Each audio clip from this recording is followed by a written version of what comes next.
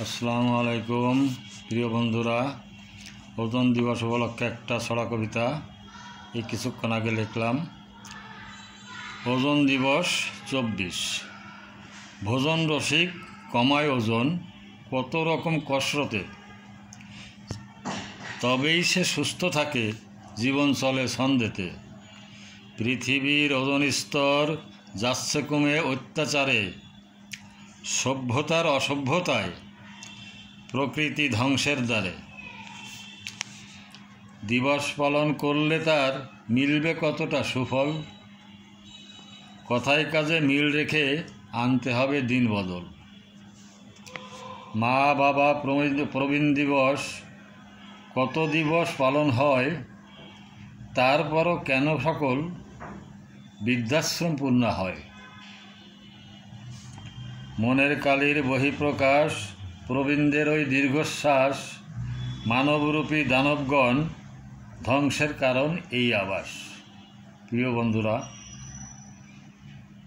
আসলে ওজন দিবস পালন করি আমরা মাদার ডে, ফাদার ডে ইত্যাদি ডে করতে করতে আমার মনে হয় আর অল্প কিছুদিনের ভিতরেই 365 দিনে 730টা দিবস হয়ে যাবে।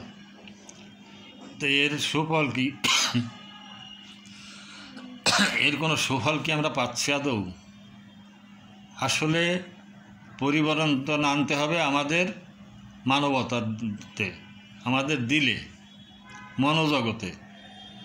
মনোজগতে যদি পরিবর্তন আনা যায়, আমরা যদি মানবিক হই, আমরা যদি পরস্পরের প্রতি সহমর্মী হই এবং প্রতিবেশী সহ সারা বিশ্বটাকে ভালোবাসতে শিখি, নিজেকে ভালোবাসতে শিখি, নিজের প্রিয় এই আবাস পৃথিবী নামক গ্রহটাকে ভালোবাসতে শিখি, তারপর না আমাদের পরিবর্তন আসবে।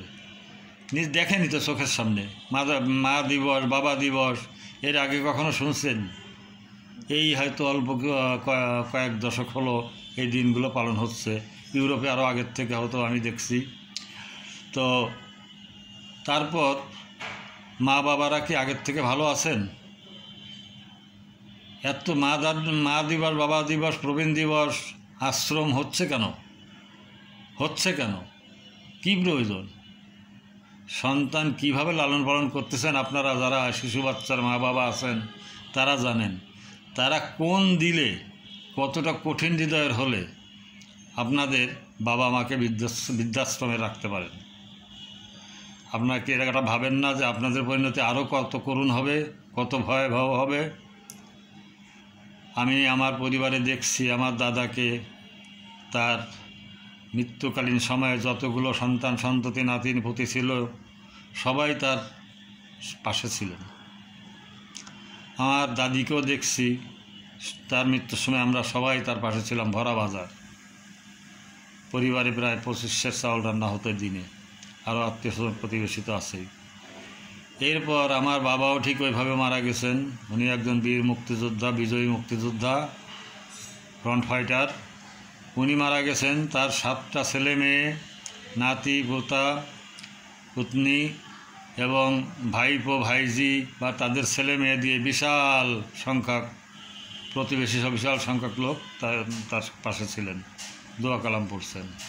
আমার মাও ঠিক সেইভাবে গেছেন, কিন্তু আমার তো সে আশা নেই।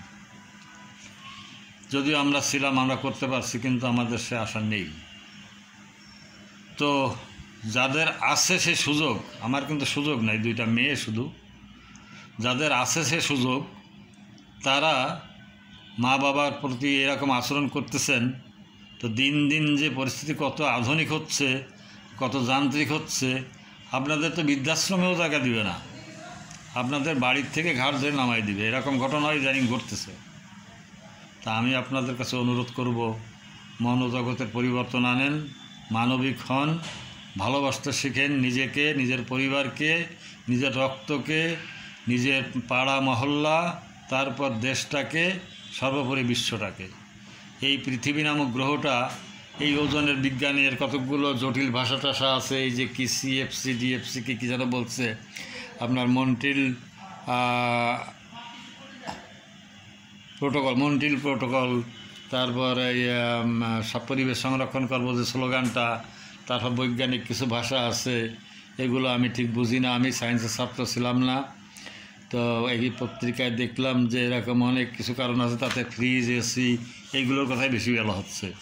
কিন্তু পারমাণবিক অস্ত্র, পারমাণবিক বিস্ফোরণ, সুপারসনিক, হাইড্রোজেন বোমা, তারপরে শিল্প কারখানার অনিয়ন্ত্রিত ব্যবহার, তারপর পরমাণু বিদ্যুৎ কেন্দ্র, কয়লা বিদ্যুৎ কেন্দ্র, এগুলো তো আমার মনে হয় যে এসি ফ্রিজের কথা যা বলা হচ্ছে এর থেকে আরও ভয়াবহ। আমি জানি না আসলে কি কারণটা সুনির্দিষ্ট, তো এইগুলো তো আরও ভয়াবহ, তার কথা তো কেউ বলেননি। বাণীতে দেখলাম কয়েকজন আছেন বিশিষ্ট বিজ্ঞানী, পরিবেশ বিজ্ঞানীও দিছেন, কিন্তু তাই এই সমস্ত কথা বলা হয় নাই। বলা হচ্ছে এসি, ফ্রিজ, তারপর আরও কী কী যে বিষয়টা খুব ক্ষুদ্র ক্ষুদ্র বিষয়, ও সেগুলো বৃদ্ধি পাচ্ছে ব্যবহার। তো তার থেকে একটা পারমাণবিক বোমা পরীক্ষা করলে কী পরিমাণ তেজস্ক্রিয় উৎপন্ন হয়, কী পরিমাণ তাপ উৎপন্ন হয়, সুপারসনিক যে ক্ষেপণাস্ত্রগুলো, হাইড্রোজেন বোমাগুলো, তারপরে নানান রকম অস্ত্র পরীক্ষা করা হচ্ছে, ব্যবহার করা হচ্ছে, এতে কি পরিমাণ ক্ষতি হচ্ছে এই প্রসঙ্গে অবশ্য কেউ জান নাই। আমি জানি না এতে পরিবেশের বা ওজোন স্তরে কোনো ক্ষতি হয় কি না হয়, এটা আপনারা পত্রিকা থেকে পড়ে নেবেন বা বিজ্ঞানের ছাত্র লোক, শিক্ষক ছাত্র বা বিজ্ঞানী যারা আছেন তাদের লেখা থেকে পড়ে নেবেন। তো আমার কাছে মনে হয় যে অনেক গুরুত্বপূর্ণ বিষয়গুলো আমরা এড়িয়ে যাচ্ছি। তার মূল কারণ সত্যি আমাদের মানবতা অপমৃত্যু হয়েছে। তা না হলে সবচেয়ে ভয়াবহ দিকটা, সবচেয়ে ভয়াবহ বিষয়টাকে এড়িয়ে এই সাইডের ছোটোখাটো বিষয়ে বক্তৃতা, বিবৃতিতে, বাণীতে তুলে ধরছেন কেন আমি জানি না। আপনাদের যদি জানা থাকে সুনির্দিষ্টভাবে আমাদের কমেন্টে একটু জানাবেন যে এই যে পারমাণবিক বোমা, তারপরে বড় বড় জাহাজ, যুদ্ধজাহাজ, রকেট, তারপর সুপারসনিক, হাইড্রোজেন বোমা, এগুলোর তেজস্ক্রিয়তা, এই যে শিল্প কারখানার তেজস্ক্রিয়তা, এটা কতটা ভয়াবহ আর এরা কতটা, আর পরিবেশ ধ্বংস করা, গাছ কেটে ফেলানো, নানান রকম মিশে। তো করোনাকালীন দেখলাম যে ওজোন স্তর একটু রিপেয়ার হচ্ছিল, জল বিশুদ্ধ হচ্ছিল, পানি, সাগরের পানি, তো সেটা আবার যা তাই সেই অবস্থায় ফিরে আসছে পৃথিবী। তো আপনাদের সবার কাছে প্রশ্ন রাখলাম, সুনির্দিষ্ট কারণটা যদি জানাতে পারেন মতামতের মাধ্যমে আমি কৃতজ্ঞ হব। আর এই ওজোন দিবস উপলক্ষে আমি এর আগে কখনো কোনো পোস্ট দেই নেই, হঠাৎ বাইরে ছিলাম, দেখলাম পত্রিকায় আজকে বিশ্ব ওজোন দিবস, মন্ট্রিল প্রোটোকল অনুযায়ী বিভিন্ন তার সংশোধনীও হয়েছে, রুয়ান্ডাতে বিভিন্ন রকমের কত সংশোধনী বিস্তারিত পড়ছিলাম আমি, আমার মনে নেই ওগুলো।